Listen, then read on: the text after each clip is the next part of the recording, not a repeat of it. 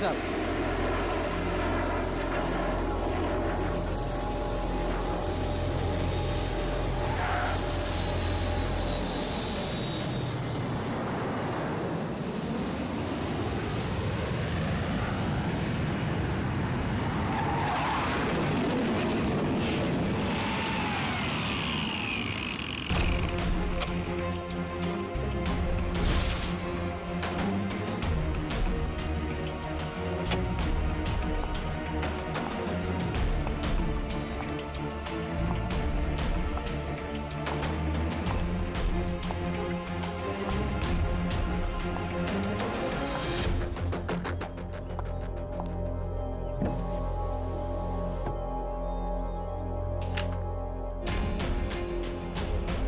ओह, तो ये टारगेट है।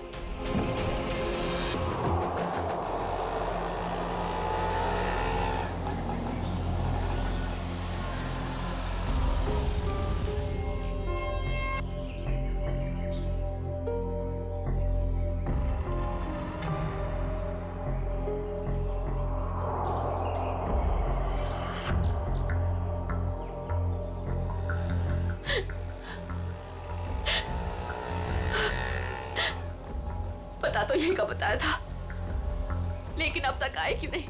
आ जाएगा अमित, आ जाएगा। संजनी बेटा, तुम इतनी चिंता मत करो। रास्ते का मामला है, कहीं देर हो गई होगी उसको। हाँ भाभी, हो सकता है भैया कहीं ट्रैफिक में फंस गए हो। मुझे तो बहुत घबराहट हो रही है, कहीं कुछ हो ना गया हो रास्ते में। ये लो भाभी, आ गए भैया। आप फालतू में इतना परेशान हो रही थी। ये लो, आ गए।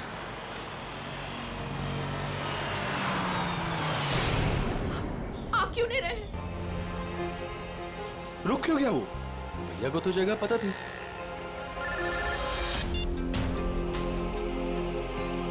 तुमने मुझे जिस जगह रुकने को कहा हुआ है, मैं उसी जगह पर रुका हुआ हूँ। ये अचानक जगह बदलने की वजह क्या है? लेकिन हेलो, सुनो तो। हेलो, काट दिया। ये लोग यहाँ क्या कर रहे हैं? इन लोगों को मैंने मना किया था कि मेरे पीछे मत आए।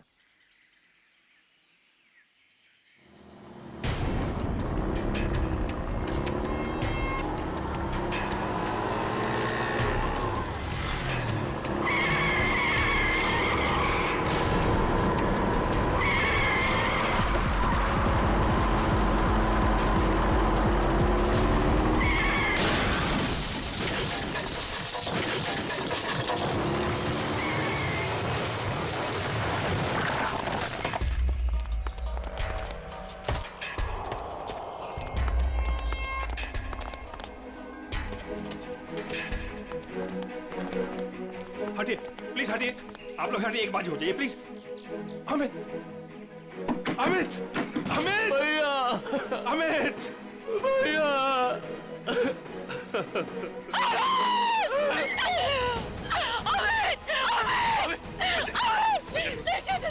चाचा जी, मुझे लगी हो गया। मैं क्यों लगी हो? चाचा जी, मुझे जाने दीजिए, मुझे देखने दीजिए, मुझे देखने दीजिए। देखने के लिए कुछ नहीं बता। नहीं चाचा जी, नहीं। आप झूठ बोल रहे हैं।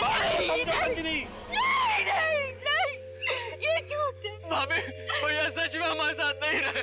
संभालो अपने आप को प्लीज, प्लीज।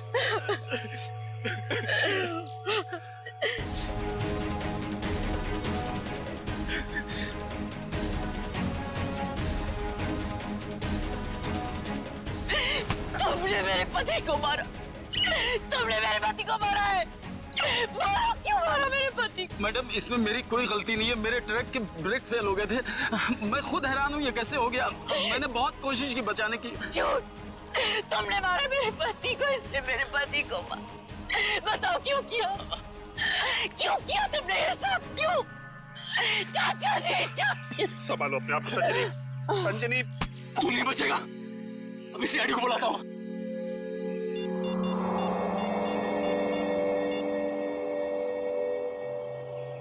Hello CID.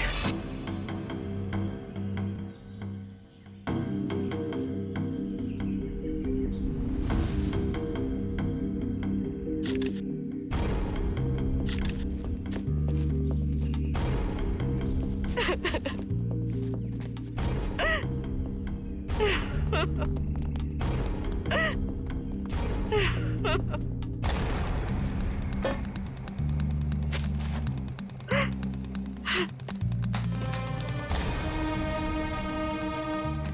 जी, आपको ऐसे क्यों लगता है कि ये एक्सीडेंट नहीं, किसी ने जानबूझकर किया, किसी ने आपके पति को मारा है? हाँ साहब, ये सच है। मैं भला क्यों मारूंगा? ये एक्सीडेंट है साहब।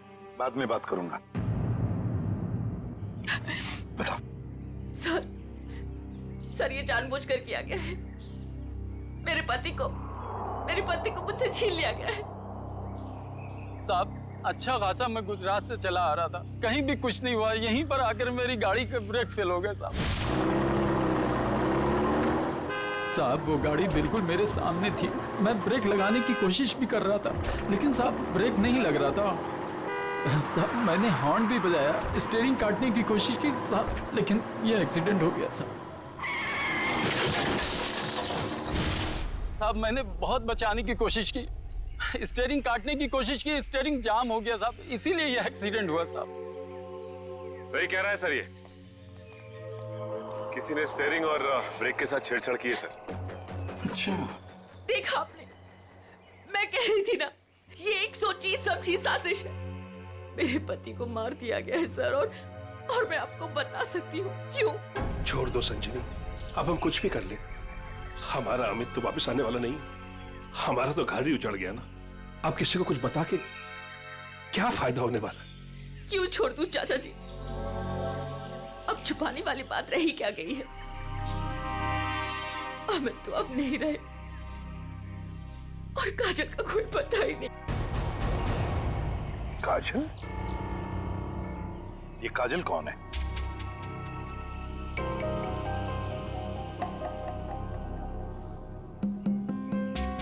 बताइए संजनी जी, ये काजल कौन है? अमित और मेरी इकलौती बेटी। क्या हुआ? उसे कल किसी ने अगवा कर लिया, आज अमित उसकी फिरौती की रकम देने आ रहा था। काजल को कल अगवा कर लिया गया, किडनैप किया गया, और अमित फिरौती की रकम लेके जा रहा था तो उसकी गाड़ी का एक्सीडेंट हो गया। दोनों बातों का कोई ना कोई संबंध जरूर है। हाँ सर, मुझे ऐसे लग रहा था कि कुछ बुरा होने वाला है। मेरा दिल घबरा रहा था सर, पर मेरी किसी ने नहीं सुनी सर। अमित, अमित, हमें भी साथ ले चलो। अमित नहीं, किडनैपर ने मुझे अकेले बुलाया। अच्छा, करण को तो ले जाओ। हाँ भैया, मैं चलता हूँ ना तुम्हारे साथ। मैं गार्डन में घूमने नहीं जा रहा हूँ करण। अमित, मुझे बहुत घबराहट हो रही है, अगर वहाँ पे कुछ नहीं होगा। तुम समझने की कोशिश क्यों नहीं कर रही हो? उन्हें जो कुछ चाहिए मैं उन्हें दे रहा हूँ। बस एक बार हमारी बच्ची सही सलामत हमें मिल जाए, और हमें कुछ नहीं चाहिए। चलता हूँ मैं। अमित, अमित,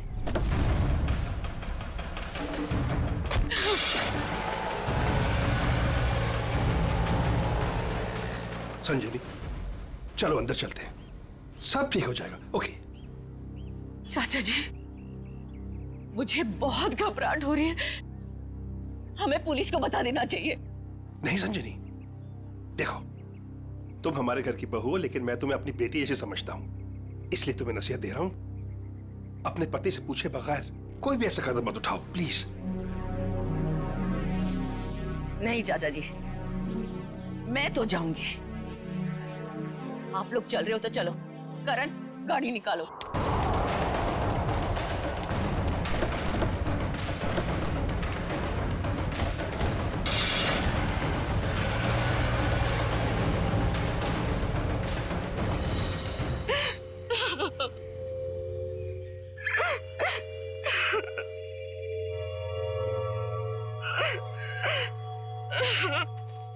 सर, कोई उस आदमी को क्यों मारेगा जो उसे फिरौती देने आने वाला था? हाँ सर, ऐसा करके तो उसे पैसे भी नहीं मिलने वाले। सर गाड़ी में पैसे नहीं मिले। पैसे नहीं मिले गाड़ी में? नहीं सर, और सर ना ही कोई ऐसा बैग या फिर ब्रीफकेस मिला है जिसमें फिरौती की रकम रखी गई हो। सर कहीं ऐसा तो नहीं कि गाड़ी में से किसी ने पैसे निकाल लिए? संजीवी जी, गाड़ी में फिरौती के पैसे हैं नहीं।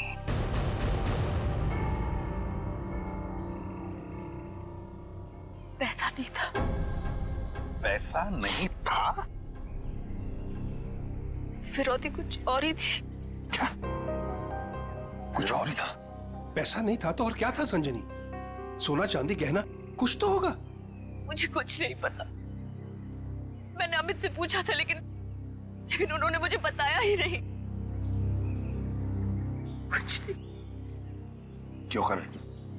तुम्हें कुछ पता है? सर हमें बस इतना पता था कि काजल को अगवा करने वालों ने फिरौती मांगी है और भैया आज यहाँ फिरौती देने वाले थे। कितना था, क्या था, हमें कुछ भी नहीं पता सर। संजनी जी, पता नहीं क्यों लेकिन मुझे लग रहा है कि आप लोग कुछ छुपा रहे हैं। हमसे कुछ भी छुपाइए मत। यही वक्त है सच सच बताने का। हम कुछ भी नहीं छुपा रहे हैं सर, यकीन कीजिए। सर मेरी बेटी को बचा लीजिए।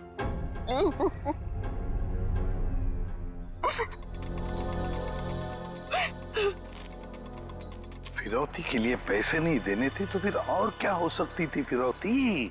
और फिर अमित ने ये सब छुपाया क्यों? क्यों छुपाया अपने परिवार वालों से भी?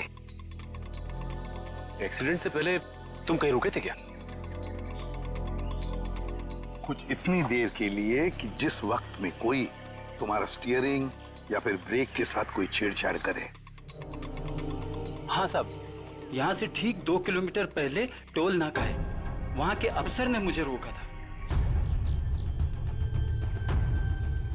यहाँ से 2 किलोमीटर पहले? साहब यहीं पे रुके, यहीं पे। साहब यहीं पे था वो टोल नाका, ये अचानक गायब कैसे हो गया? साहब मैं जब गाड़ी लेकर आया था यहीं पर था, मैं सच कह रहा हूँ साहब।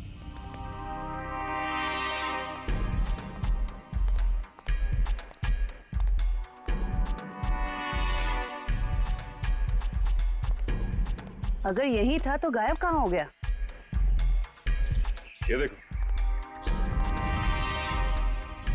यहाँ झाड़ियों के पीछे गायब हुआ है वो टोल नाका। हाँ साहब, ये बैरल और बम्बू तो यहाँ पर थे, वहाँ कैसे पहुँच गए?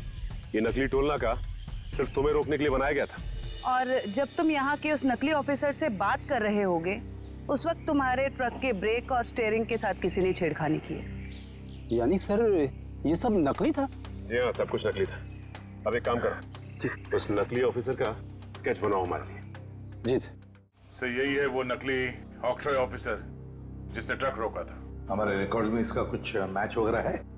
नहीं सर, किसी से भी नहीं। सिर्फ इतना ही नहीं सर, जो अमित को फिरौती के लिए फोन आ रहे थे जिस नंबर से, उसका पता भी गलत दिया हुआ है। अब जिस समझ में नहीं आता, एक बाप अपनी बेटी को छुड़ाने के लिए फिरौती की रकम लेके जा रहा है, उसका खून होता है। क्यों होता है खून? क्या वजह हो सकती है? और सर फिरौती अगर पैसा नहीं है तो और क्या हो सकता है? बॉस, शायद मैं कुछ मदद कर सकता हूँ आप लोगों की। तुझे गाड़ी में कोई फिरौती की रकम मिल गई क्या? नहीं, रकम नहीं मिली। कोई ज्वेलरी जो गाड़ी में छुपा के रखी गई हो फिरौती के तौर पे देने के लिए? नहीं, बिल्कुल। अरे डॉक्टर साहब, आपका हर जवाब अगर नहीं और बिल्कुल नहीं है तो मिला क्या आपको? आइसक्रीम।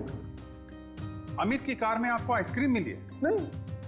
हाँ नहीं फारूकी, क्या मजाक है ये? सीधे सीधे बता, क्या मिला है तुझे? मजाक नहीं है बॉस, बताता हूँ। मुझे अमित की दाहिने हाथ की उंगलियों में आइसक्रीम मिली। सर आइसक्रीम का फ्लेवर क्या था? Good question.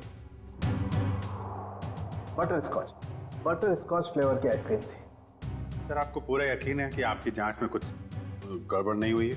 तुम्हें मेरी जांच पर यकीन है कि नहीं? सर है, यकीन है, मगर ये यकीन करना थोड़ा मुश्किल हो रहा है सर कि एक आदमी अपनी अगवा की हुई बेटी के लिए फिरौती लेके जा रहा है और इस काम से पहले वो बटर स्कॉच आइसक्रीम के मजे लेने लगता है। देखो भाई, वो क्या कर रहा था क्या नहीं कर रहा था ये मुझे नहीं मालूम। अब इस क्लू से आप लोग कुछ ढूंढ सकते हैं तो ढूंढिए। मैं चलता हूं, बाय।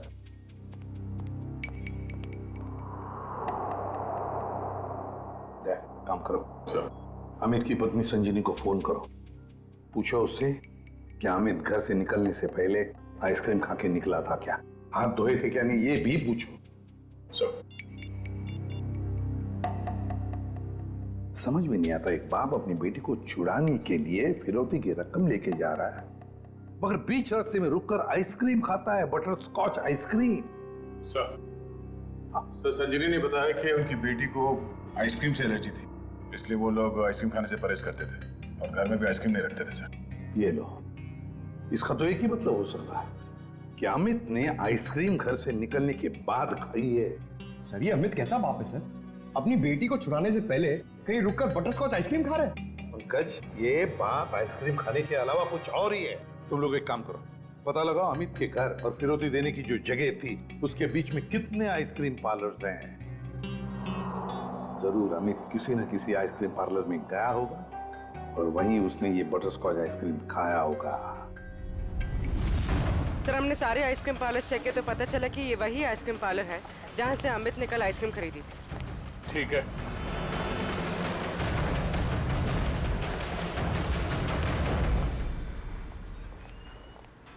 आइए सर। आपको ठीक से याद है कि कल अमित ने आप ही के आइसक्रीम पार्लर से वो बटरस्कॉच आइसक्रीम खरीदी थी? जी सर। और बड़े मजे से उसने आइसक्रीम खाई होगी? नहीं सर, उन्होंने उसे डिलीवरी करने के लिए कहा था। खाई नहीं? अरे सर ये तो गड़बड़ कर दिया, इतनी अच्छी आइसक्रीम खरीदी और खाई भी नहीं। अगर उसने आइसक्रीम खाई नहीं तो फिर उसके हाथ में आइसक्रीम आई कैसे? किस एड्रेस पे भिजवाई थी आइसक्रीम? 1 minute ma'am. पता करना होगा कौन है वो खास आदमी जिसके लिए अमित ने अपने इंपॉर्टेंट काम को रोककर उसके लिए आइसक्रीम भेजना ज्यादा जरूरी समझा। ये नाम है। ये तो अमित के घर का एड्रेस है। सर समझ में नहीं आ रहा, अमित अपनी बेटी को छुड़ाने के लिए जा रहा था और यहाँ से उसने अपने घर आइसक्रीम भिजवाई। वही तो, ये कोई खुशी की बात तो थी नहीं जो आइसक्रीम भेजना बहुत जरूरी है। अच्छा, ये आइसक्रीम की डिलीवरी कितने बजे हुई थी? तकरीबन 1:30 बजे। सर उस समय तो अमित के एक्सीडेंट की छानबीन चल रही थी। इसका मतलब है घर पे परिवार का कोई भी नहीं होगा। 1 मिनट, अभी पता करता हूँ। हेलो संजनी जी, जी आपसे एक बात की जानकारी चाहिए थी। क्या कल दोपहर 1 से 1:30 बजे के बीच आपके घर आपके नौकर ने या फिर वॉचमैन ने किसी आइसक्रीम की डिलीवरी ली थी? ठीक है, okay okay, thank you. Manager साहब, उस वक्त उनके घर पे कोई भी नहीं था। वॉचमैन और उनके घर के नौकरानी को उन्होंने छुट्टी दे रखी थी, घर पे ताला लगा हुआ था, तो फिर आइसक्रीम की डिलीवरी कैसे हुई? लेकिन सर हमारे रिकॉर्ड के मुताबिक कल ये डिलीवरी हुई थी। ये डिलीवरी किसने की थी? गिरीश। गिरीश?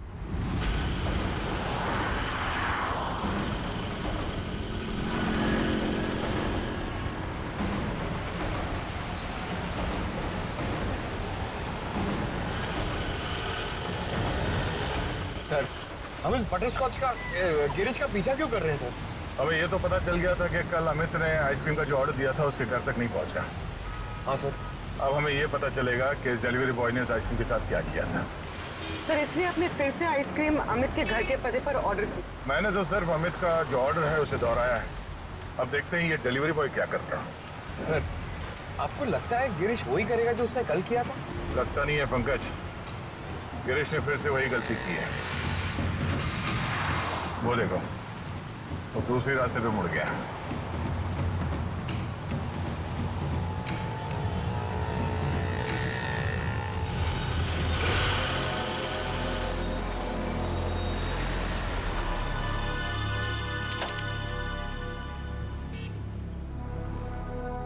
सर ये तो बस स्टॉप पे आके रुक गया। लगता है ये यहाँ किसी का इंतजार कर रहा है। किसका सर? शायद उसी आदमी का जो कल शायद इससे मिला होगा। अगर वो आदमी आज नहीं आया, और आएगा भी नहीं, क्योंकि ये आइसक्रीम का ऑर्डर तो हमने दिया था। तो हम लोग जाके उससे पूछ क्यों नहीं लेते? नहीं, देखते हैं ये करता क्या है। सर मुझे तो लगता है कल भी इसने इसी तरह पेड़ के नीचे मस्त खड़े रह के आइसक्रीम खाई रहेगी और आज भी खाने वाला है।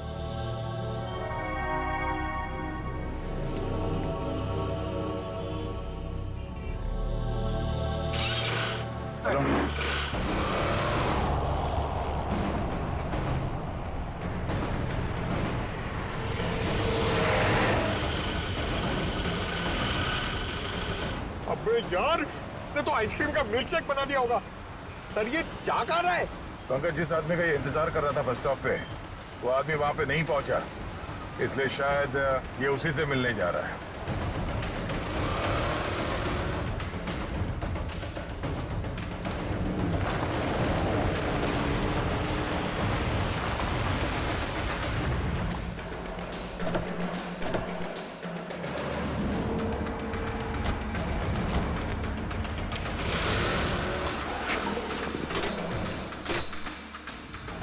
लगता है ये उसी आदमी को ढूंढता हुआ यहां पर आया।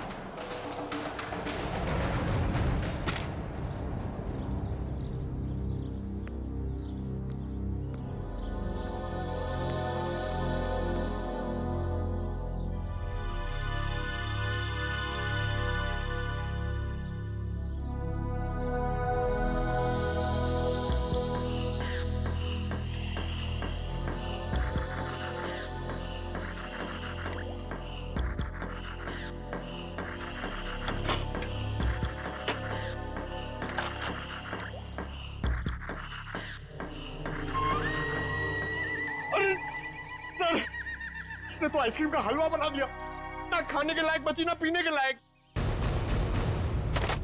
चलो इसी से पूछते हैं इसने ऐसा क्यों किया।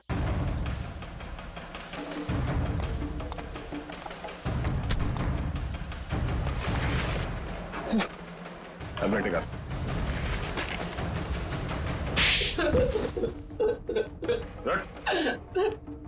बोल क्या चक्कर है आइसक्रीम का?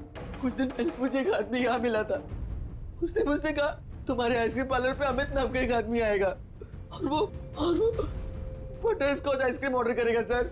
और कल अमित ने आइसक्रीम पार्लर में आकर बटर स्कॉच आइसक्रीम का ऑर्डर दिया। हाँ सर आया, और उस आदमी ने मुझे वो पता पहले से ही बता दिया था जिस पे अमित को वो आइसक्रीम डिलीवर करानी थी। लेकिन उसने मुझसे कहा था कि आइसक्रीम उस एड्रेस पर डिलीवर ना कर उसको दे दूं सर। और तुमने आइसक्रीम उसे दे दिया? हाँ सर, वो मुझे बस स्टॉप पे मिला और आइसक्रीम लेके चला गया सर। उसने ये काम करने के लिए मुझे पूरे 2000 रुपए दिए सर। उस आदमी का नाम, पता, फोन नंबर कुछ मालूम है? नहीं सर, गलती हो गई सर, माफ कर दीजिए। वो आदमी दिखता कैसा था? उसकी हाइट करीब 5 फुट 6 इंच होगी, रंग गोरा था, नाक उसकी चपटी थी सर, क्लीन शेव ही रखता था, जब भी आता था हमेशा बाइक पे आता था सर। सर ये आदमी तो बिल्कुल वैसा ही हुलिया बता रहा है जैसे उस ट्रक ड्राइवर ने बताया था। मतलब एक ही आदमी दोनों जगहों पे था, ऑक्ट्रॉय नाके पे और बस स्टॉप में। तुम ये बताओ कि उस आइसक्रीम के टब में तुम उंगली डाल के क्या ढूंढ रहे थे? सर मैंने अमित जी को उस आइसक्रीम के टब में कुछ रखते हुए देखा था।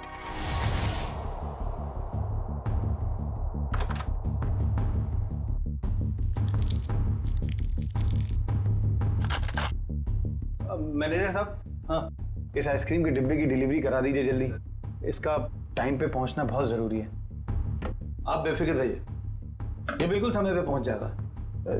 जी इस बात का ध्यान रखिएगा कि यही डब्बा पहुंचे, कोई दूसरा नहीं। हाँ बिल्कुल यही डब्बा पहुंचेगा और आपकी आंखों के सामने। Girish, yes sir. बेटा ये डब्बा इस पते पे दे आना। Okay sir. ठीक है। ओह, तो इसीलिए अमित की उंगलियों पे वो आइसक्रीम लग गया जिसके ट्रेसेस डॉक्टर सालुंके को मिले थे। हाँ सर। मैंने सोचा उसको आइसक्रीम दे दूंगा और अपने पैसे ले लूंगा सर। और वो तुम्हें यहाँ भी नहीं मिला? नहीं मिला। फिर मैंने सोचा कम से कम मैं उस आइसक्रीम के टब में से वो कीमती चीज तो निकाल लूं। अब तो अमित के घर वाले ही बता सकते हैं कि अमित ने उस आइसक्रीम टब में क्या कीमती चीज रखी थी और उस आदमी को वो कीमती चीज क्यों चाहिए थी। क्या ये क्या कह रहे हैं आप सर? फिरौती देने से पहले अमित आइसक्रीम खरीदने गए थे? जी हाँ, और उसने उस आइसक्रीम में कुछ रखा था। हाँ, और जरूर वही चीज फिरौती थी। क्या लगता है आप लोगों को, क्या रखा होगा उसने आइसक्रीम में? सब कल सुबह मैंने उनके हाथ में एक यूएसबी ड्राइव देखा था जब वो स्टडी रूम से निकले थे। USB drive? 1 मिनट सर, कहीं अमित ने वो यूएसबी ड्राइव आइसक्रीम में तो नहीं रखा? सर ऐसा ही था, और भी ऐसे रखे रहते थे उनके पास। ऐसी क्या खास बात छुपा के रखी होगी यूएसबी ड्राइव में अमित ने, जो फिरौती के तौर पर इस्तेमाल किया?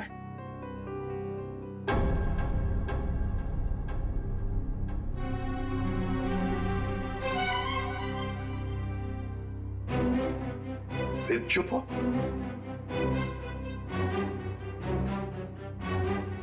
आप लोग चुप क्यों हैं? क्या छुपा रहे हैं आप लोग? प्लीज मत छुपाइए, जो भी है सच सच बताइए, वरना बहुत देर हो जाएगी और काजल की जान को खतरा भी हो सकता है। बताइए। सर वो दरअसल सबको हम बताते हैं कि हम एक्सपोर्ट इंपोर्ट का बिजनेस करते हैं, बट एक्चुअली में कुछ और ही है। सर, हम सरकार के लिए लाइव हथियार बनाते हैं।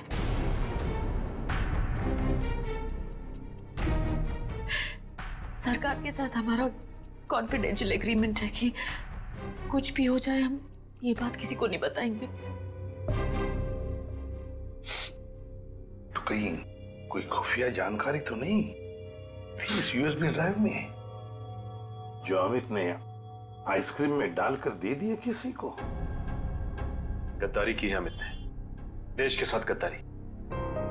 नहीं नहीं, वो गद्दार नहीं थे। हो सकता है कि बेटी के अगवा होने की वजह से एक बेचारा बाप टूट गया हो और उसने गलत कदम उठा लिया हो। बेटी की वजह हो या और कुछ भी, मगर देश के साथ कोई भी गद्दारी नहीं कर सकता। दया को फोन करो, कहो उसे कि ये सब कुछ उस आदमी ने किया है जिसने आइसक्रीम की डिलीवरी ली थी। उठाओ उसे। ये हमारे देश की सुरक्षा का सवाल है, हमारी देश की सुरक्षा का सवाल।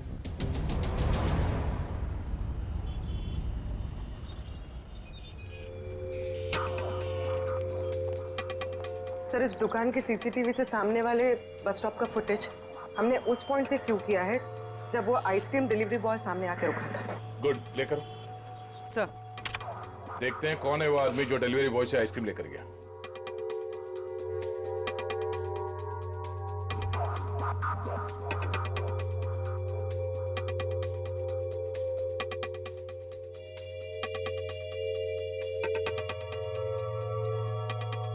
ये वो आदमी, मतलब वो डिलीवरी बॉय सच बोल रहा था, ये लेकर गया आइसक्रीम।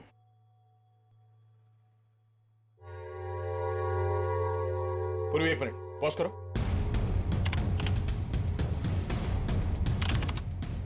जूम करो।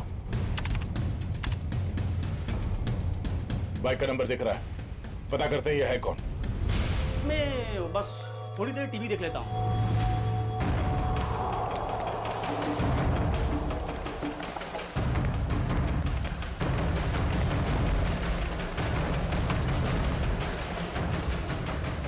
भाग क्यों रहा है, हैं?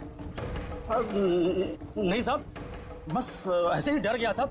मैंने कुछ नहीं किया है। मैंने कब कहा तुमने कुछ किया है? अरे साहब, मैं बेकसूर हूँ साहब। अगर बेकसूर हो तो हमें देखकर भाग क्यों रहे हो? हैं? नहीं, मैंने बस वैसे ही। देख, ऑक्ट्रॉय ऑफिसर बनकर तुमने उस ट्रक के ब्रेक और एक्सीलरेटर के साथ छेड़खानी की। साहब मुझे नहीं मालूम था साहब। सर, इसके भी ब्रेक्स और एक्सीलेटर खराब कर देते हैं, भागना और अटकना बंद हो जाएगा इसका। नहीं साहब। तो फिर बता। मुझे नहीं मालूम कि कोई ट्रक में कुछ खराबी करने वाला है, और मुझे साहब ये भी नहीं मालूम कि ट्रक से किसी की जान जाने वाली थी।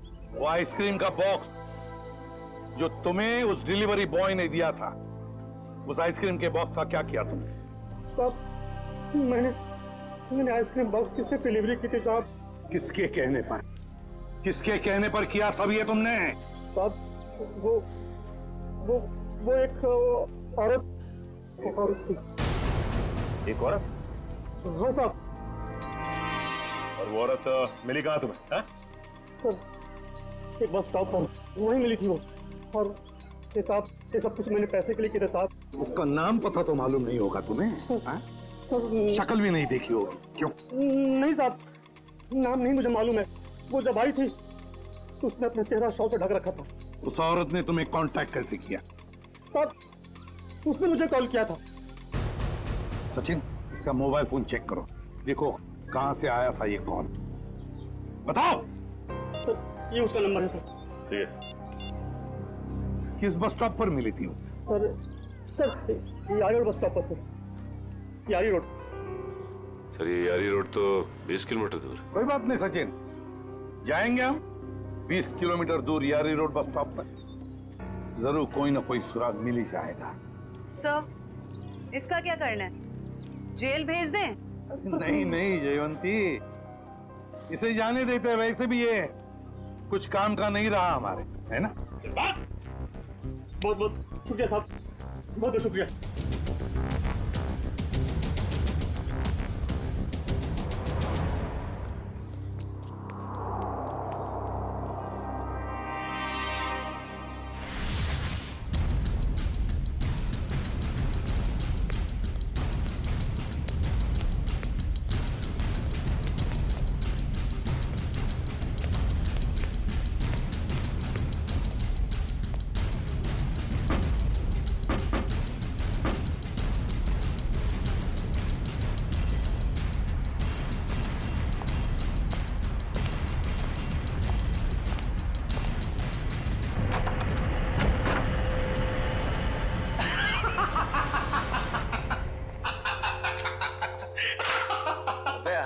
क्या हुआ?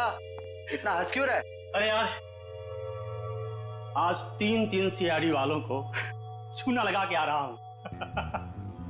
उन्होंने मेरी बातों पर भरोसा कर लिया। अरे बता तो। अरे यार सीआईडी वालों ने तो मुझे पकड़ ही लिया था। मुझे लगा कि आज तो मैं गया, लेकिन उसके बाद मैंने कहानी सुनाई। एक ऐसी कहानी सुनाई ऐसी कहानी सुनाई कि सीआईडी वालों को भेज दिया यारी रोड बस स्टॉप। बिल्कुल झूठी कहानी।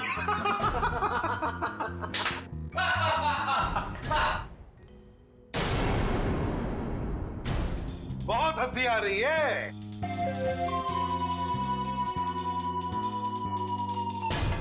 चलो अब हम भी एक कहानी सुनाते हैं तुम लोगों को कि कैसे सीआईडी वालों ने इस टॉमी को बेवकूफ बनाया।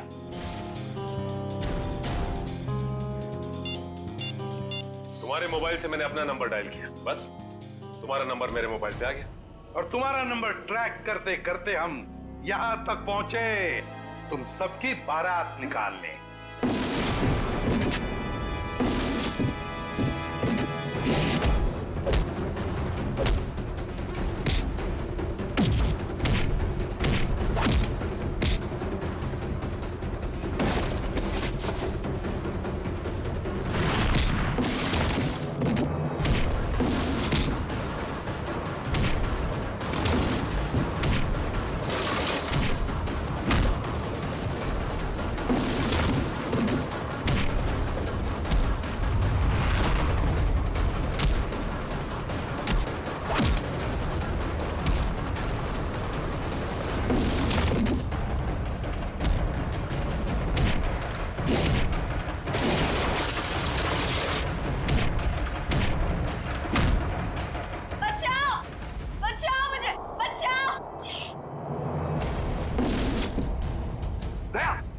कोई बच्चा चिल्ला रहा है, शायद नीचे।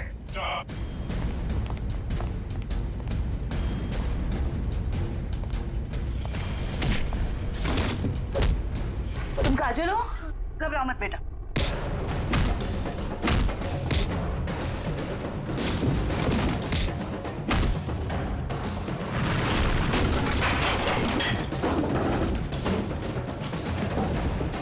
चलो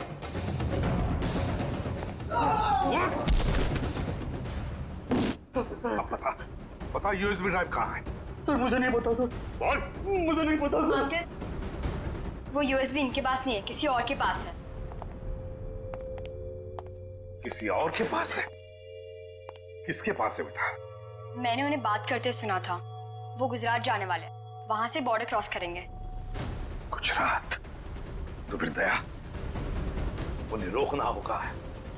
तुम जाओगे दया गुजरात।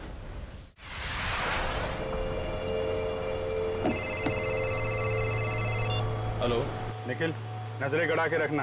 हाँ सर। बॉर्डर की तरफ यही दोनों रास्ते जाते हैं, उन्हीं में से किसी में होगा वो। ओके सर, ओके, हम लोग नजर रखते हैं। और ये भी पता चला है कि वो हरे रंग की ओपन जीप है। निखिल, हरे रंग की जीप में वो लोग, हरे रंग की, समझे? हरे रंग? कहीं भी दिखाई पड़े रोक लेना उनको। Okay sir. वो लोग हरे रंग की जीप में बॉर्डर की तरफ जा रहे हैं। बॉर्डर क्रॉस कर रहे हैं? हाँ सर। हरे रंग की जीप?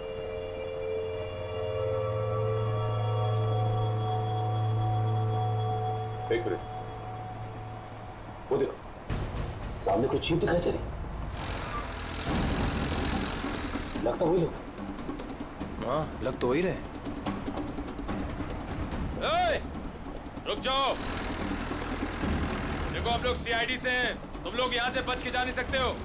अरे हाँ, ये तो सचमुच सीआईडी वाले, आप क्या करेंगे? तैयार रहना, पास मैं तो उड़ा देना। सर, सर वो लोग हमारे सामने ही हैं। ग्रेट, पकड़ लो उन्हें। जीप दिख गई है। ठीक है सर, हम उनके पीछे ही हैं।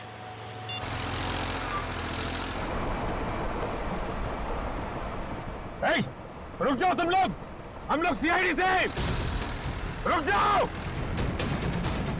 एक मिनट, देखिए फायर मत करो। ये तो नजदीक है, प्लीज जल्दी चलो, कुछ करो। देखो तुम लोग गलत कर रहे हो, हमारी बात सुनो। फायर कर रहे हैं।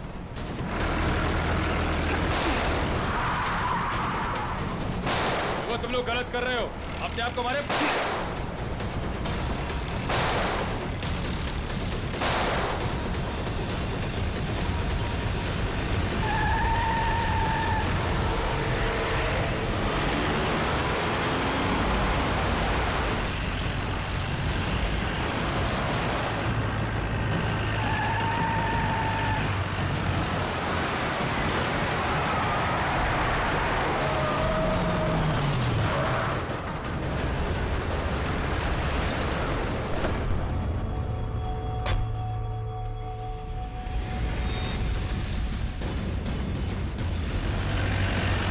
देखो निकल,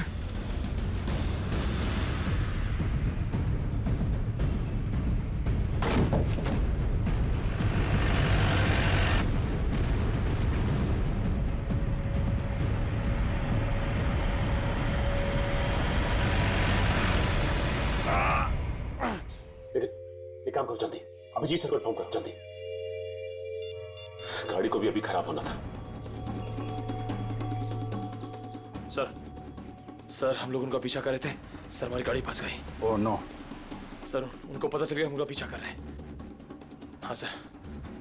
ओके सर। ठीक है, हम लोग देखते हैं। ओके सर, ठीक है, ठीक है सर। लो यार, उन लोगों की जीप तो फंस गई है और दुश्मन निकला जा रहा है। क्या करें?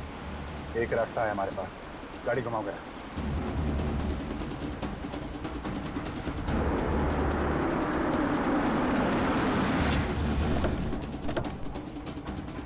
अरे ये कहां ले आए तुम? ये तो फ्लाइंग क्लब है। और ये सामने प्लेन भी खड़ा हुआ है। प्लेन? अरे हाँ, कुछ दिनों पहले तुम प्लेन चलाना सीख रहे थे ना, तो तुम ये प्लेन उड़ा सकते हो? कोशिश कर सकता हूँ। क्या बात है, चलो।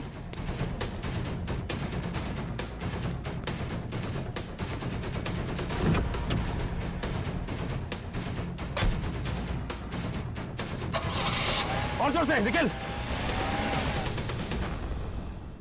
तुम्हें आता है ना चलाने? अरे आता है यार, ट्रेनिंग ली है। देख रहा हूँ जरा। एक मिनट, डरना नहीं है। चल मेरी चिड़िया, उड़ जा। पहले पहले पहले स्टार्ट।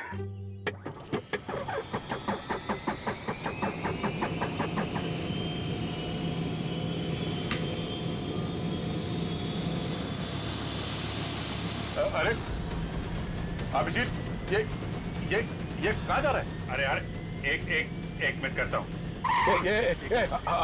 अभिजीत क्या कर रहे हो यार? ये कहाँ जा रहा है? तुम्हें चलाना आता है? ये हो जाएगा यार। अभिजीत, ये संभाल के। बैठे रहो, हो जाएगा यार। ये अरे आजा चिड़िया, इधर आजा। क्या यार, मैंने 2 ही लेसन लिए थे। अरे यार, अरे पकड़ के बैठो। चल। याद आया। यही है।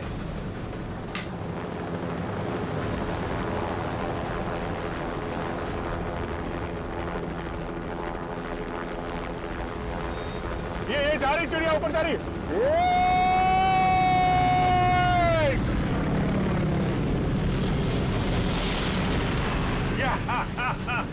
हो गया ना यार।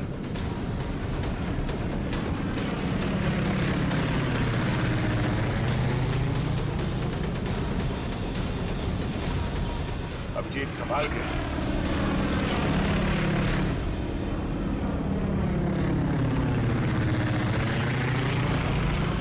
हमें किसी भी तरीके से जीप को बॉर्डर पार करने से रोकना होगा। वो देखो, सचिन और निखिल इस तरफ।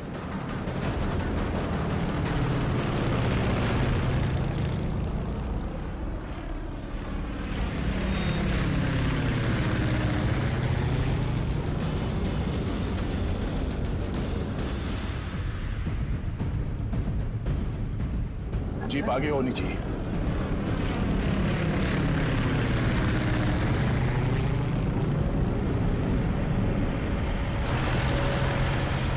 वो देखो अभिजीत, जीप आ गई है। चलो अभिजीत।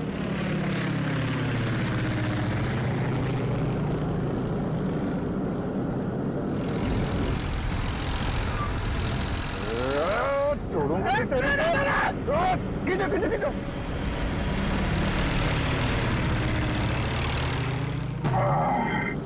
यार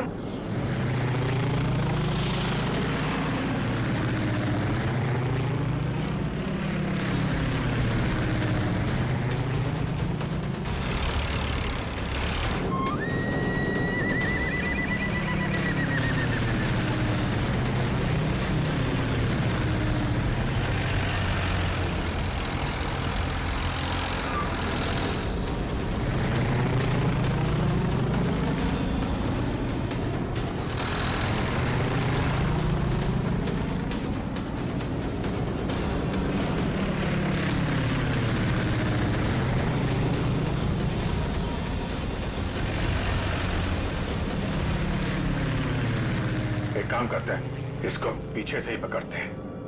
जो भी करना संभाल के करना है।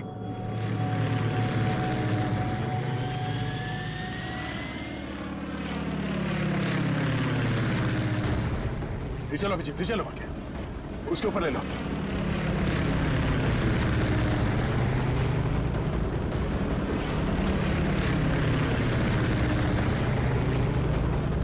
छोड़ूंगा नहीं इसको आज। दया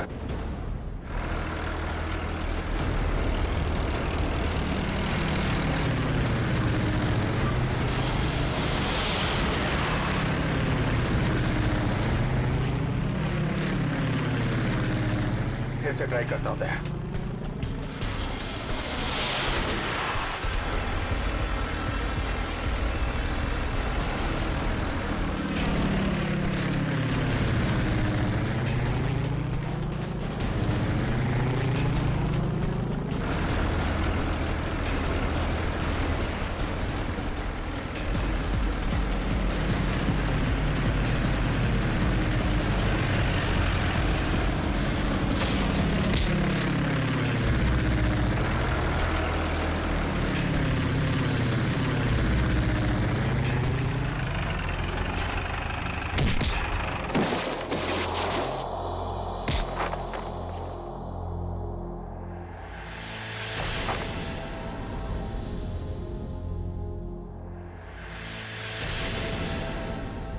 जगन,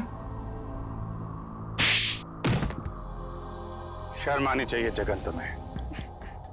अपने ही परिवार की लड़की को किडनैप किया तुमने, और ऋचा तुम पैसों की लालच में इस गुनाह में शामिल हुई थी। तुम्हारे पास तो वो इन्फॉर्मेशन पहले से थी जो तुमने अमित से फिरौती के तौर पे मांगी थी, तो फिर तुमने ये सब क्यों किया? क्योंकि मैंने वो सारी इंफॉर्मेशन पहले ही दुश्मनों को भेज दी थी और मुझे पता था कि सरकार को इस बात का पता चल जाएगा। इसलिए तुमने किडनैपिंग का ड्रामा किया ताकि इसमें अमित फंस जाए। जी। और जब सरकार इस बात की छानबीन करेगी तो यही पता चलेगा कि अमित ने अपनी बेटी की जान बचाने के लिए वो सीक्रेट्स दुश्मनों को भेज दी। अमित को तो तुमने बहुत सफाई से मरवा दिया ताकि किसी को कुछ पता ना चले और मामला यहीं खत्म हो जाए। और जब इसे पता चला कि हम इसके सच्चाई तक पहुंचने वाले हैं तो देश छोड़ के भागने की तैयारी में था। कहां तक भागोगे अपने गुनाह से बच के? फांसी का फंदा तुम्हारा इंतजार कर रहा है।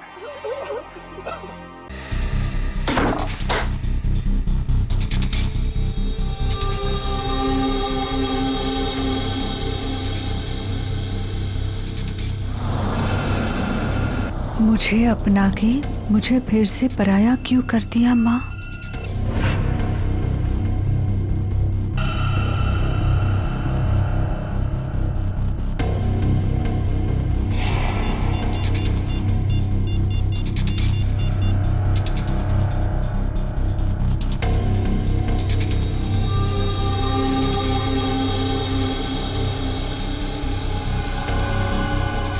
क्या आपने मुझसे कभी प्यार नहीं किया माँ?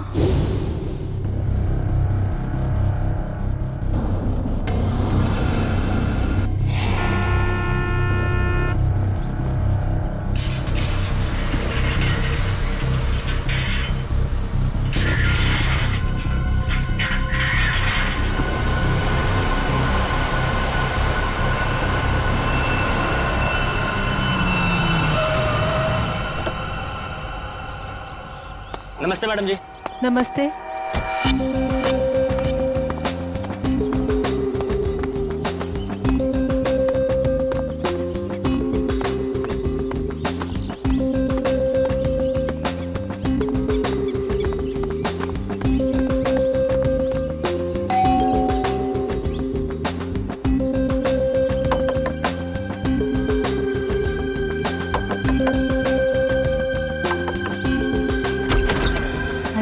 दरवाजा कैसे खुला है?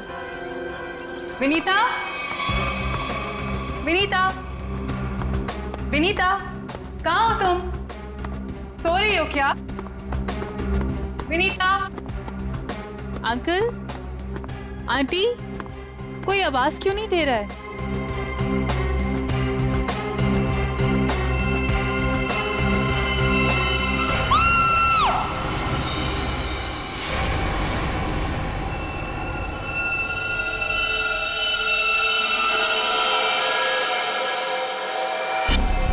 काफी खून बहा है सिर से। लगता है किसी भारी चीज से मारा गया है। सर बाथरूम में ये लोहे का रॉड मिला है सर, इस पे ताजे खून के धब्बे हैं। हो सकता है इन दोनों को मारने के लिए इस रॉड का इस्तेमाल किया गया है। उंगलियों के निशान मिल सकते हैं इस पे। संभाल के रख दो।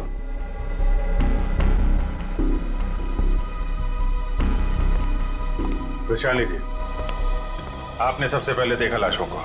मैंने और मेरी फ्रेंड विनीता ने टेनिस खेलने का प्लान बनाया था।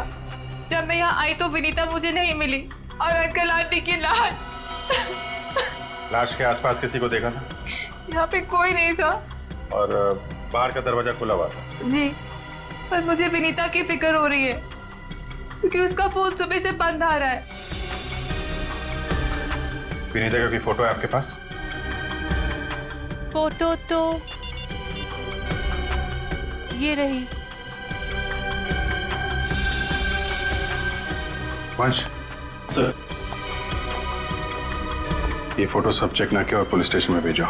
इसकी जान को खतरा हो सकता है। सर। और आप हैं यहाँ के वॉचमैन। वॉचमैन का मतलब समझते हो? घर का रखवाला। ये रखवाली की तुमने अपने मालिक और मालकिन की? कैसे कहूँ साहब, अब तो ये बोझ पूरी जिंदगी मेरी आत्मा पर रहने वाला। तुम्हारे रहते हुए खूनी अंदर आया तो आया कैसे? ये बात तो मेरे लिए भी पहेली बनी हुई है। ऐसी पहेली सुलझाना सीआईडी को अच्छी तरीके से आता है।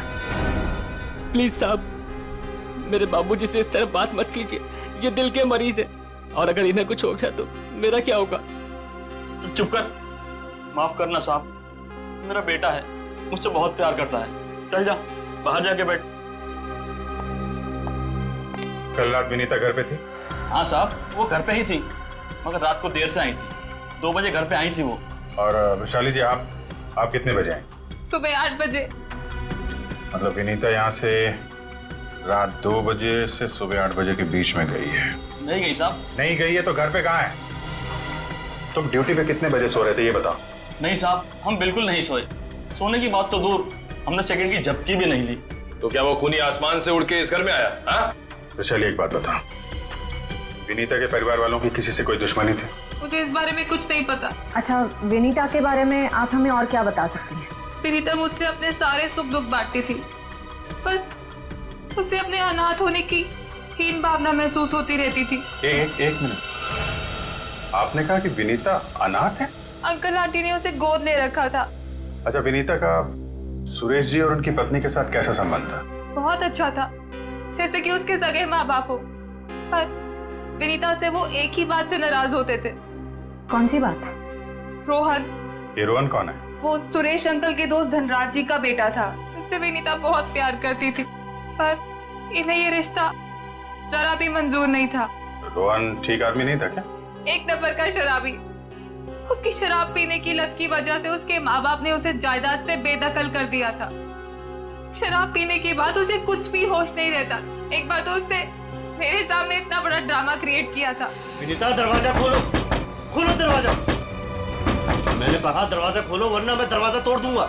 रोहन, मैं तुमसे अभी कोई बात नहीं कर सकती, प्लीज चले जाओ यहाँ से। मुझे अभी बात करनी है, मुझे इसी वक्त बात करनी है। खोलो दरवाजा, खोलो। साहब, बिटिया ने मना किया ना, वो आपसे नहीं मिलना चाहती है, आप जाइए यहाँ से। विनीता, ये क्या कर रही हो? दरवाजा मत खोलो। मुझसे इस तरह से बात करने वाला। हाँ विनीता, तो तुम्हारे पापा एकदम सही कह रहे हैं। अभी वो होश में नहीं है, दरवाजा मत खोलना। और अच्छे से समझा दे कि दोबारा मुझसे पंगा ना ले। हट विनीता। ये क्या ड्रामा लगा रखा है रोहन? चलो अभी चलो यहाँ से। अरे, और माफी मांगो इनसे।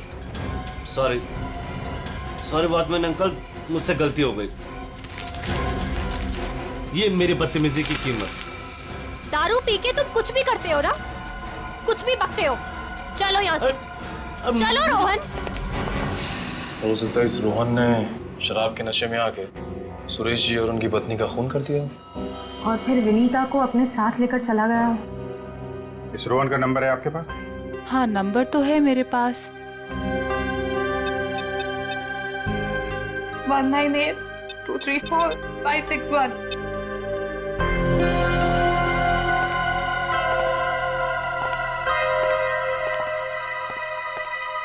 रोहन का फोन भी बंद आ रहा है। सर, अब एक बात समझ में नहीं आ रही है। अगर वो खूनी मेन गेट से अंदर नहीं आया तो फिर कहाँ से आया? घर को चेक करते हैं।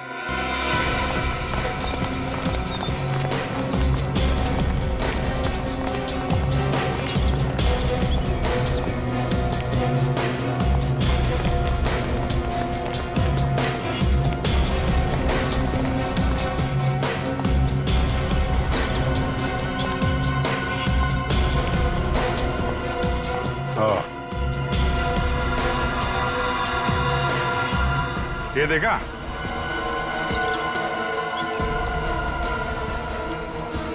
लगता है खूनी यहाँ से अंदर आया और फिर यहीं से बाहर भाग गया। सर, खूनी यहाँ से आ जा सकता है, लेकिन खूनी विनीता को यहाँ से कैसे लेके जा सकता है? हाँ सर, अगर विनीता के साथ उसने जोर जबरदस्ती की होगी तो विनीता चीखती चिल्लाती शोर मचाती। हो सकता है विनीता को बेहोश कर दिया। इसके पहले उसे कुछ हो, हमें उसे ढूंढना होगा और इस रोहन से भी मिलना पड़ेगा।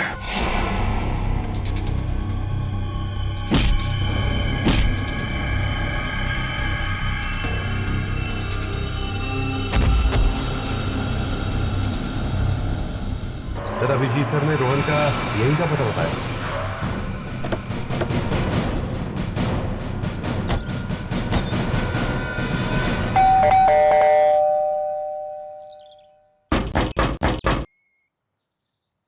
सर, ये रोहन वाकई में अंदर नहीं है या फिर जानबूझ के दरवाजा नहीं खोल रहा है? अभी पता चल जाएगा।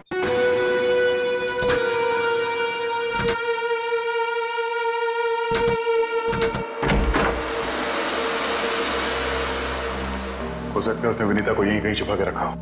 घर में सामान भी ज्यादा नहीं है, पूरा घर खाली दिखाई दे रहा है। हाँ, वैसे भी कंगाल है वो। माँ बाप ने तो बेदखल कर दिया था उसे। सचिन,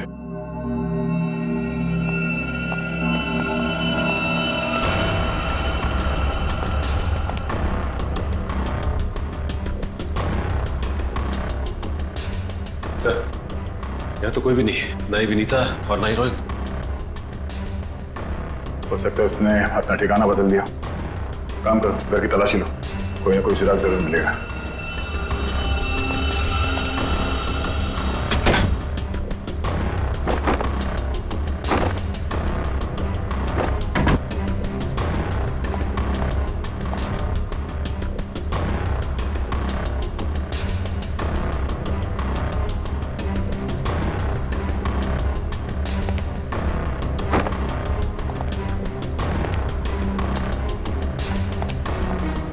चारों तरफ किताबें ही किताबें पढ़ी। लगता है इस रोहन को किताबें पढ़ने का बहुत शौक था। नजरिया बदलिए, बहुत अच्छी किताब है ये।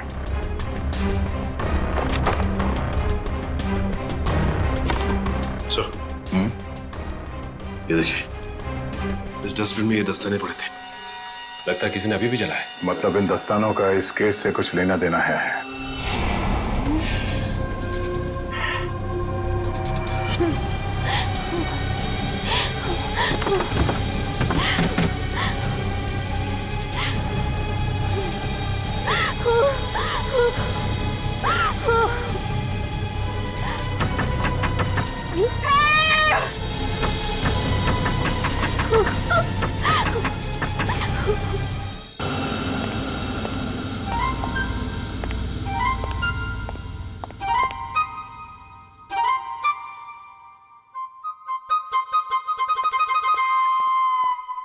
Ready sir.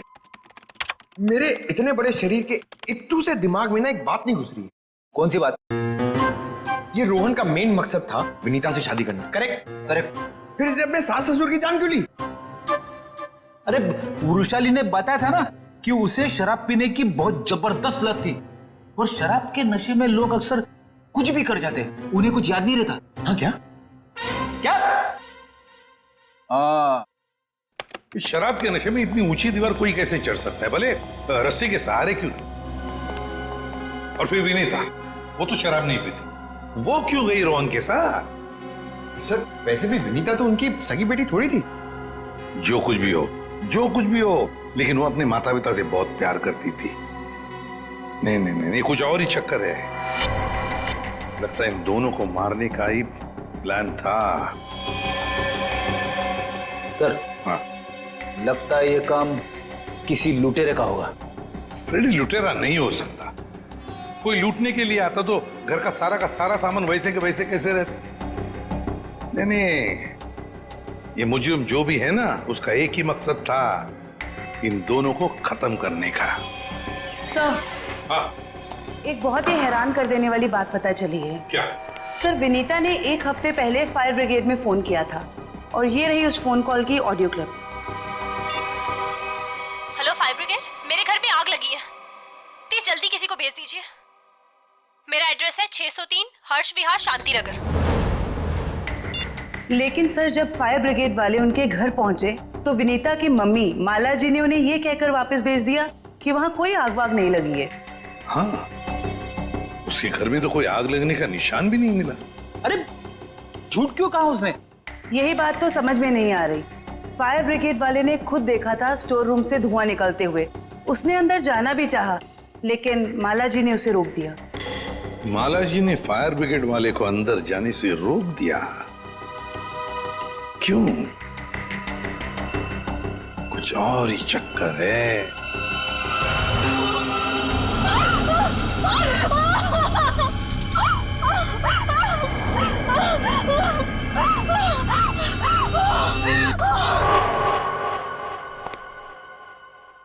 छान मारो इस जगह को अच्छी तरह से, कुछ ना कुछ जरूर मिलेगा।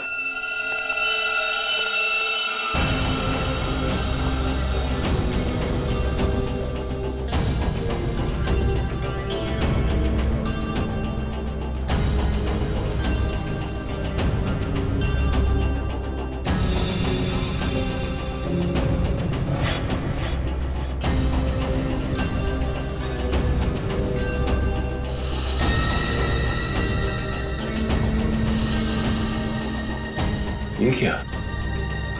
क्या हुआ सर?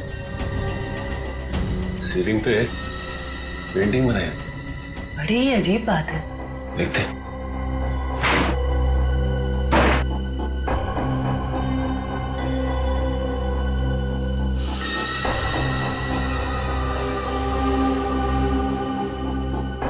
ये क्या? ये तो लगता है धुएं से बना हुआ निशान है, जलने की वजह से। मतलब सर फायर ब्रिगेड वाला सही कह रहा था, यहाँ पे आग तो जरूर लगी है। सर इस पेंटिंग से जली हुई सीलिंग को अच्छी तरह छुपाने की कोशिश की है। लेकिन सवाल ये उठता है कि सुरेश की पत्नी ने झूठ क्यों बोला फायर ब्रिगेड से? आखिर यहाँ पे ऐसी कौन सी आग लगी थी? सीलिंग का सिर्फ यही वाला हिस्सा जला।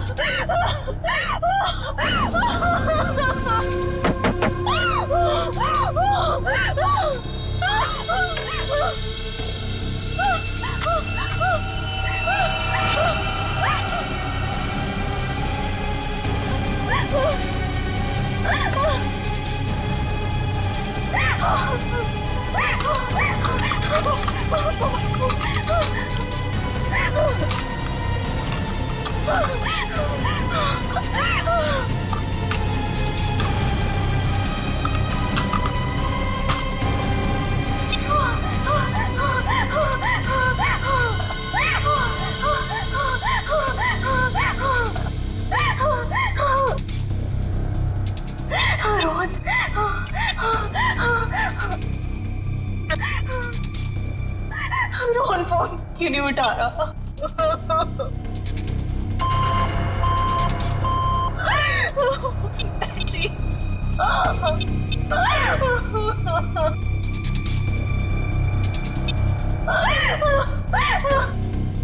वैशाली पे फोन नहीं उठा रही। बैटरी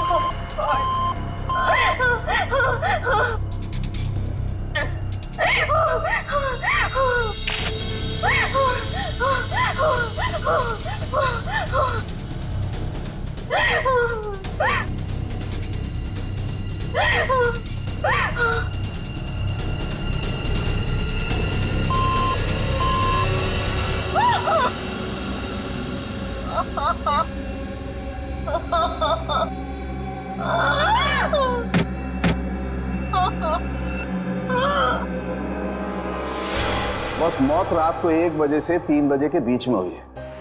और सर वॉचमैन कह रहा था कि विनीता रात को 2 बजे घर लौटी थी। सर अगर खून उससे पहले हुए होते तो वो चीखती चिल्लाती या बाहर जाती। मतलब खून 2 और 3 बजे के बीच में हुए हैं। सालून के साहब, हमें जो लोहे का रॉड मिला था उसके ऊपर से खूनी के उंगलियों के निशान मिले या नहीं? नहीं, बस कोई उंगलियों के निशान नहीं मिले। नहीं मिले। रोहन के घर में से हमें आधे जले हुए ग्लव्स मिले थे। कहीं रोहन ने वो ग्लव्स तो नहीं पहने थे ये खून करते वक्त? हो सकता है। तारिका वही चेक कर रही है। सर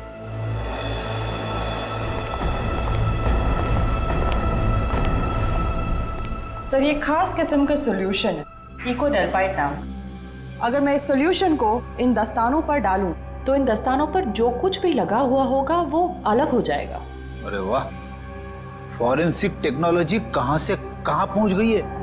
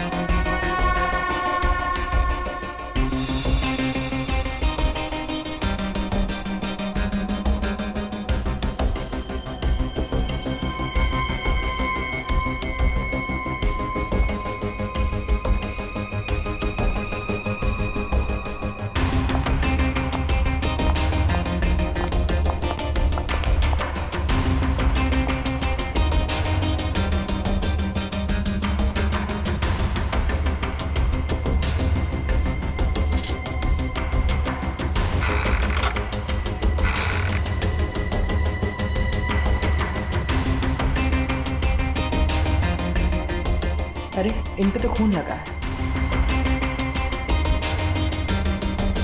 देखते हैं किसका है।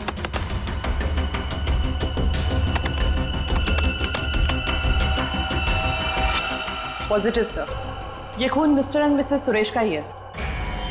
मतलब सर ये खून रोहन ने ही किया है? एक मिनट बोलो।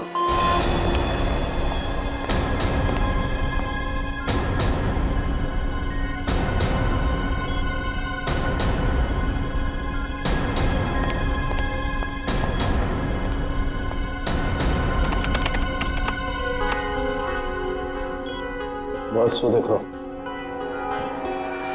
दस्तानों पर ये जो दिखाई दे रहे हैं ये रस्सी के रेशे। सर कहीं ये वही रस्सी तो नहीं जो हमें विनीता के घर के बाहर मिली थी? ये डॉक्टर साहब का कंप्यूटर कैसा है? टी करते रहता है। बस दस्तानों पर रस्सी के रेशे के अलावा कुछ और भी है। क्या? थोड़ा वक्त दो, पता लगाता हूं।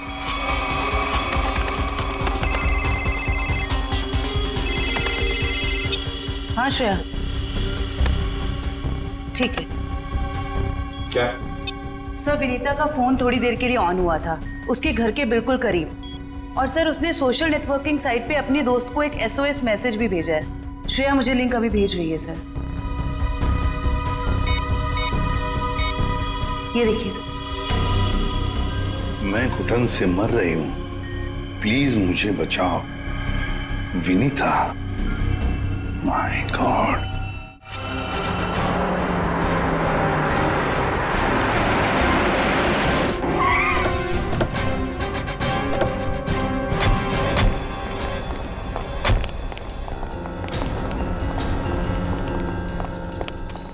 कल मोबाइल कंपनी ने बताया कि विनीता का फोन आखिरी बार यही ऑन हुआ था।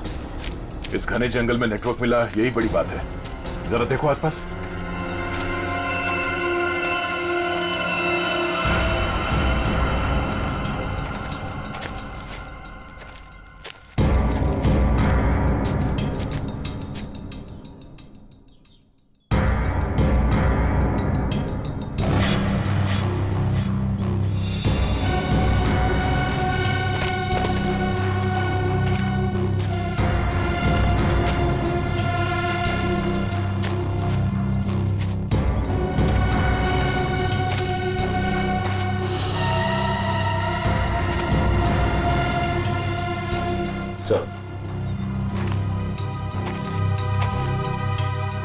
सामने एक झोपड़ी दिखाई दे रही है।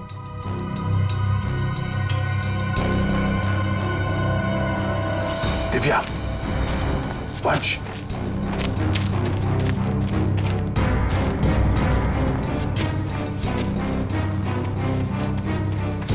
चौकन्ने रहना।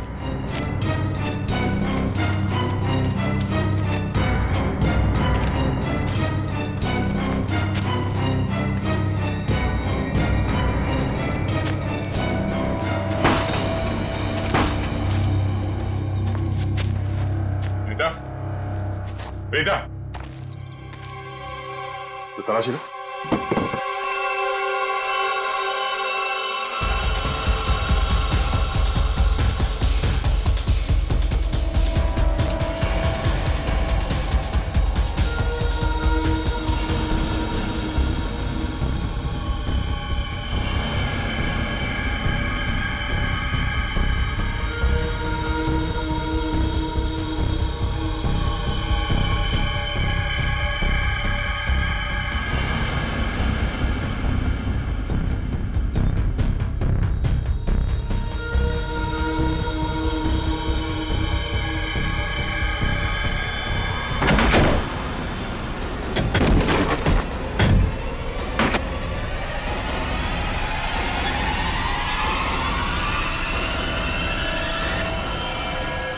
तो ये तो रोहन है।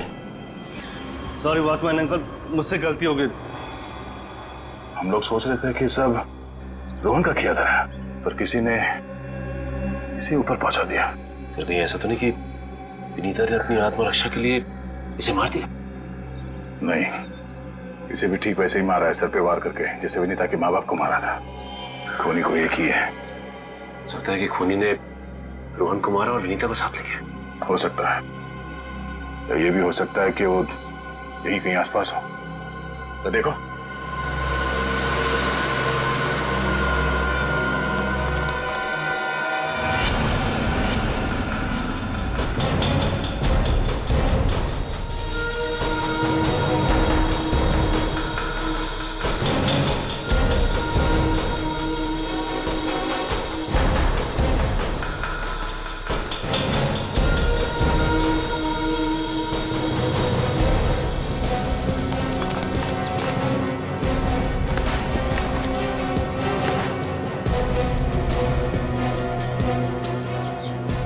सर आसपास भी कुछ नहीं मिला तो कुछ नहीं मिला। सर ये देखिए, फावड़ा और कुदाल।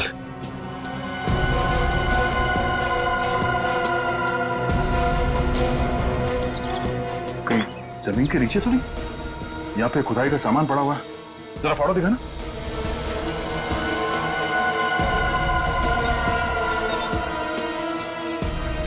इस फावड़े पे गीली मिट्टी लगी हुई और ये पत्ता।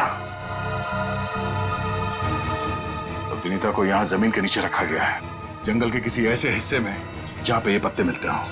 ढूंढो, जरा देखो आसपास।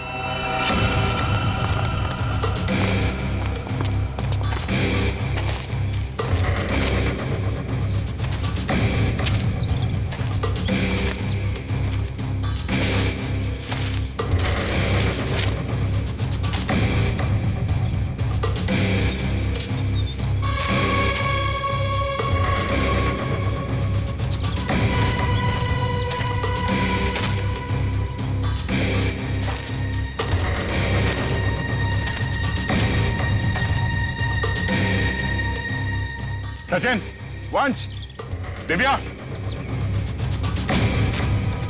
ये देखो, लगता है हाल फिलहाल में यहाँ खुदाई हुई है। वंश, खुदाई का औजार लिया जल्दी। सर।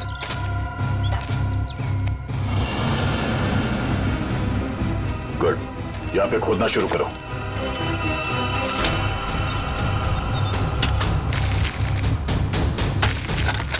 एक मिनट हट जाओ।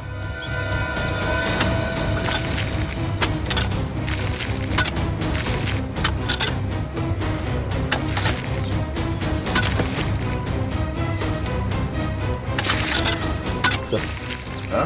कुछ है। एक मिनट, खोदा बंद करो, हाथ से निकालो।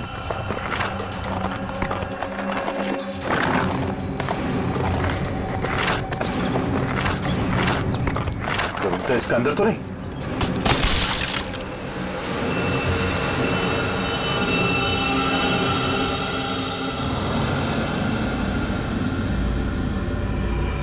विनीता! ओह नो, सांसें धीमी चल रही है, इसे अस्पताल ले जाना होगा। निकालो उसको बाहर जल्दी। हाथ दो, निकालो बाहर, निकालो। पैर पकड़ो उसके। चलो।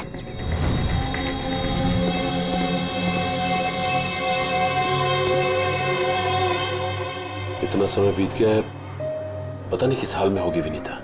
हम तो वक्त रहते उसे यहाँ ले आए, उम्मीद तो यही है कि वो ठीक हो जाएगी। ठीक भी हो जाएगी तो भी रोहन की मौत और उसके माँ बाप की मौत का सदमा पता नहीं बर्दाश्त कर पाएगी कि नहीं। मैं हमेशा कहता हूँ कि सीआईडी में सबसे मुश्किल काम यही है, किसी को किसी अपने की मौत की खबर देना। हाँ डॉक्टर साहब, कैसी है विनीता? अब खतरे से बाहर है, उन्हें होश आ गया। गुड, हम उनसे बात कर सकते हैं? हाँ बात कर सकते हैं, लेकिन वो काफी तनाव में, बहुत देर तक कम ऑक्सीजन में रहने की वजह से फिलहाल बहुत ज्यादा कमजोर है वो। थोड़ा संभाल के ध्यान रखिएगा इस बात का। ठीक है, हम इस बात का ख्याल रखेंगे। Thank you. चलो।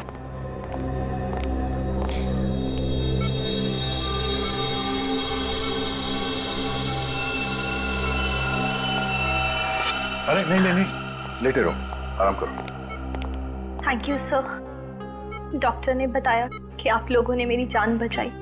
अरे हम तो बस एक जरिया थे, जान बचाने वाला तो वो है। ये ऊपर वाले की भी मुझे समझ नहीं आती। जब उसने मेरी जान बचाई तो मेरे मम्मी पापा की जान भी बचा लेते। तो तुम्हें अपने माता पिता के मर्डर के बारे में पता है? हाँ जी सर, जिस वक्त ये सब हुआ मैं नीचे हॉल में रोहन से फोन पे बात कर रही थी, तभी मैंने कुछ आवाजें सुनी। फिर क्या हुआ? और जैसे ही मैं दौड़ के ऊपर गई तो किसी ने मुझे क्लोरोफॉर्म सुंघा दिया, लेकिन मैं पूरी तरह से बेहोश नहीं हुई थी। और किसी ने मेरी आंखों के सामने मेरे मम्मी पापा का खून कर दिया। सर, जिस किसी ने भी मुझे दोबारा अनाथ किया है, आप प्लीज उसे छोड़िएगा मत। उसे फांसी होनी चाहिए, फांसी। बिल्कुल। तुम्हारे माता पिता और रोहन के खूनी को हम क्या? रोहन का भी खून हो गया? अब मैं किसके सहारे जीऊंगी? प्लीज सर, संभालिए अपने आप को, प्लीज। अच्छा ये बताइए कि आपको कब पता लगा कि आप उस बॉक्स के अंदर बंद हैं? जब मेरी आंखें खुली तो मैं एक घुटन भरे बक्से में थी। मुझे नहीं पता था कि किसी ने मुझे जिंदा दफन कर दिया। अच्छा विनीता, उनमें से किसी का चेहरा देखा था तुमने? नहीं सर। ठीक है। आरोप साहब, दया, वो जो रस्सी है, उस रस्सी पर मुझे भेड़ का बाल मिला है। उस रस्सी पे भेड़ का बाल मिला? हाँ दया, भेड़ का बाल। और भेड़ भी ऐसी वैसी नहीं, हिमालय पर रहने वाली भेड़। ओह, मतलब वो रस्सी किसी ऐसे आदमी का है जो हिमालय पर्वत के आसपास जाके आया है या फिर वहीं का रहने वाला है? बिल्कुल बिल्कुल। ठीक है डॉक्टर साहब, मैं आपसे बाद में बात करता हूँ। ओके। अच्छा हाँ दया, विनीता कैसी है? ठीक है, होश आ गया उसे। गुड गुड, चलो ठीक है फिर, बाय। Okay sir. विनीता, ये बताओ कि तुम्हारे आसपास में कोई ऐसा आदमी है जो हाल ही में हिमालय जाके आया था क्या, या फिर वहीं का रहने वाला हो जो यहाँ पे आया हो? सिर्फ हिमालय पे नहीं, नेपाल भी गए थे मम्मी पापा। अच्छा, कब की बात है? 1 महीने पहले की। वो खुद से वहां गए थे या ये ट्रैवल एजेंट के जरिए टूर पैकेज में? टूर बुक करवाया था सर। इससे उनके पैसे भी बच जाते थे और उनके नए दोस्त भी बन जाते थे। लेकिन उन्हें नहीं पता था कि ये टूर उनकी जिंदगी का आखिरी टूर होगा। संभालो अपने आप को। विनीता, हमें उस ट्रैवल एजेंट का नंबर चाहिए। सर, विनीता के माता पिता के साथ जितने भी लोग नेपाल गए थे उन सभी से पूछताछ कर लिए। तो क्या पता चला? सर, नेपाल में एक अनाथ आश्रम है। सुरेश जी और माला जी जब भी नेपाल जाते थे वो इस अनाथ आश्रम में जरूर जाते थे। बालवीर संस्था। विनीता को भी तो यहीं से गोद लिया था माला और सुरेश ने। जी सर। हाँ, देखते जरा इनसे बात करके। हेलो, देखिए मैं एसीपी प्रद्युमन बोल रहा हूँ सीआईडी से, या मुंबई। अच्छा देखिए, मुझे माला और सुरेश के बारे में कुछ इंफॉर्मेशन चाहिए। हाँ हाँ, वो 1 महीने पहले आपके यहाँ आए थे ना? अच्छा अच्छा, तो प्लीज एक काम करेंगे आप, वो फोटोग्राफ्स हमारे सीआईडी के वेबसाइट पर मुझे भेज देंगे आप? Okay, thank you. क्या हुआ सर? किसकी तस्वीरें मंगवाई आपने? विनीता को गोद लेने से पहले सुरेश और माला ने इसी अनाथ आश्रम से 1 साल पहले एक लड़के को गोद लिया था, गोविंद नाम में। गोविंद, लगता है फोटोग्राफ्स आ गए।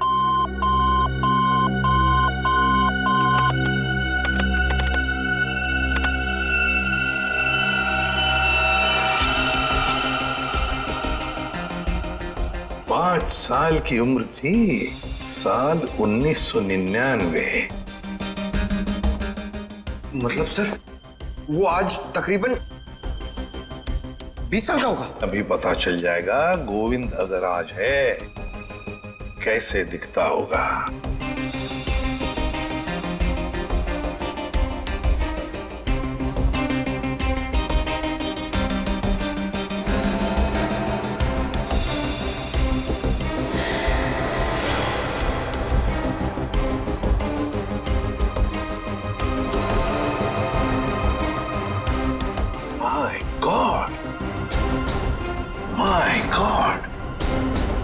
ये गोविंद है।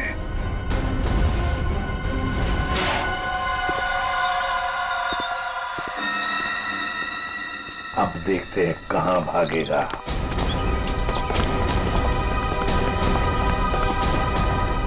ठीक है सर, हमें देख के अंदर भाग गया है। जब गीदड़ की मौत आती है तो वो शहर की तरफ भागता है, मगर ये तो अंदर भाग गया। मगर सर वो अंदर की तरफ क्यों भागा? वो तो पकड़ा जाएगा। ऐसे मुजरिम बाहर की तरफ भागते हैं, मगर ये अंदर भागे या बाहर, पकड़ा तो ये जाएगा ही। कहां गया ये? अभिजीत, दया सर, फैल जाओ, मैं सामने से घुसता हूं।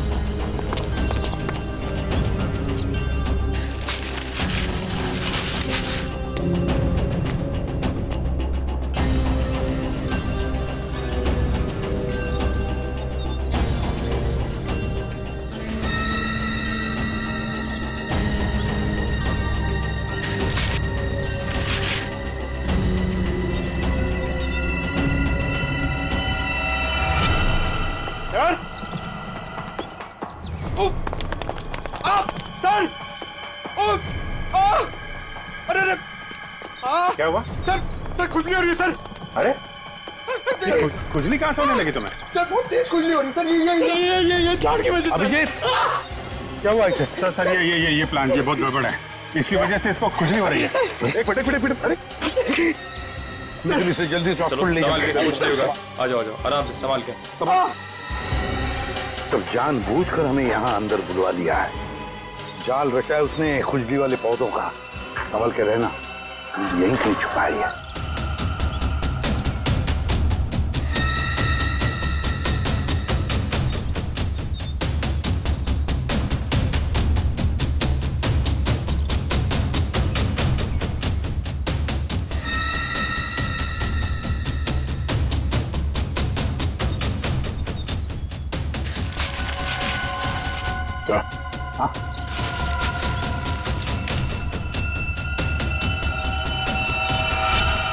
चलो वहां देख लो, बहुत बना लिया पौधों को हथियार। अब विदाई का समय आ गया है तुम्हारा, ससुराल चलना है। चलो प्लीज साहब, मेरे बाबूजी से इस तरह बात मत कीजिए। बहुत गड्ढे खोद लिए दूसरों के लिए, गिर गए ना उसी में। सर पानी मंगाइए सर, वरना मैं खुजली से मर जाऊंगा। पानी क्यों? खुजली का इलाज हम अपने साथ लेके चलते हैं। किसी औलाद के लिए अपने माँ बाप का खून करना इतना आसान नहीं होता सर, फिर चाहे वो माँ बाप सौतेले क्यों ना हो। गोद लिया था ना उन्होंने तुम्हें, फिर वॉचमैन को क्यों सौंप दिया? यही सच तो मैं भी जानना चाहता था सर, कि मुझे गोद लेने के 1 साल बाद मेरे माँ बाप को ऐसा क्या सूझा कि उन्हें लगा उन्हें एक लड़की को गोद लेना चाहिए, और मुझे फिर ऐसे ही सड़क पर छोड़ दिया और विनीता को गोद ले लिया। क्या तुम्हें सड़क पे छोड़ दिया?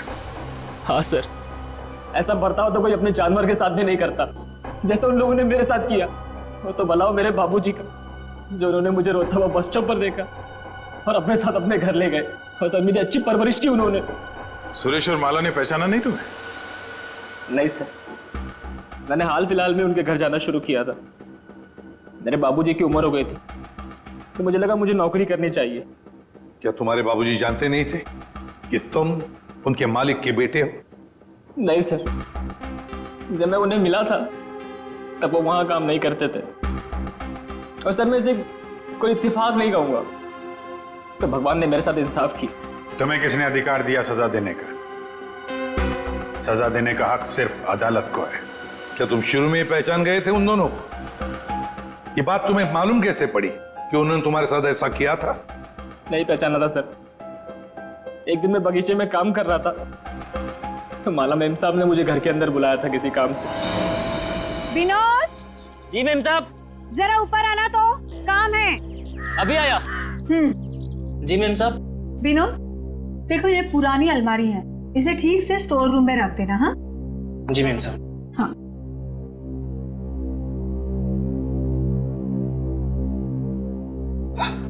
क्या हुआ विनोद? बहुत भारी है क्या? बहुत ज्यादा भारी मेम साहब। एक काम करता हूँ, इसमें से कुछ सामान बाहर निकाल लेता हूँ। मगर निकाला हुआ सामान फिर से रख देना अंदर। हाँ जी मेम साहब। हाँ।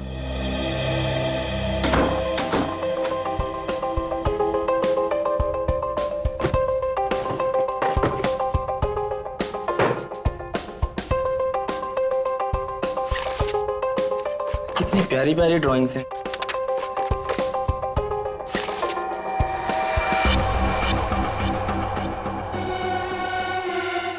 ये तस्वीर तो मेरे बचपन की है। इसका मतलब साहब और मेम साहब ने मुझे गोद लिया था। विनोद कितनी देर, जल्दी करो। जी मेम साहब, बस हो गया।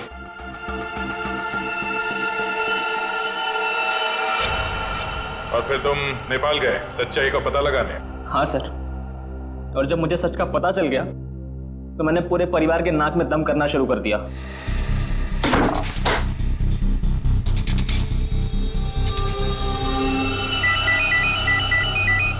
किसका फोन है? हेलो हेलो, अरे जवाब क्यों नहीं दे रहे हो? हेलो, कौन है? ऐसा क्यों किया? कौन बोल रहा है? आपका बेटा। बेटा? क्या? बताइए, ऐसा क्यों किया? मुझे अपना बनाकर फिर से अनाथ क्यों कर दिया? देखो, ऐसी बातें फोन पर नहीं होती है। आमने सामने मिलो, फिर बैठ के बात करते हैं। बताइए कहाँ मिलना है? मेरे घर। ठीक है, पहुंच गया।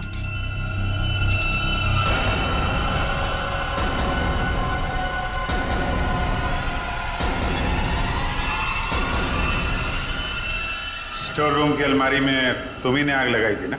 हाँ सर, पर माला जी नहीं चाहती थी कि उनकी सच्चाई दुनिया को मालूम पड़े और समाज में उनकी बेइज्जती हो, इसीलिए फायर ब्रिगेड को भी उन्होंने वापस भिजवा दिया। और रोहन? रोहन को क्यों मारा? मैं रोहन को नहीं मारना चाहता था सर, उससे मेरा कोई लेना देना था ही नहीं। मैं तो उसके घर गया हुआ था वो दस्ताने रखने के लिए, ताकि आप लोगों को दस्ताने उसके घर से मिले और आप लोग उस पर शक करें। उसने मुझे देख लिया सर, मजबूरन मुझे उसे मारना पड़ा। बदले की आग में तूने 3 खून किए, एक मासूम को जिंदा दफनाने की कोशिश भी की। ये कैसा बदला? ये बदले की आग तुम्हें फांसी के फंदे तक ले जाएगी, फांसी के फंदे तक।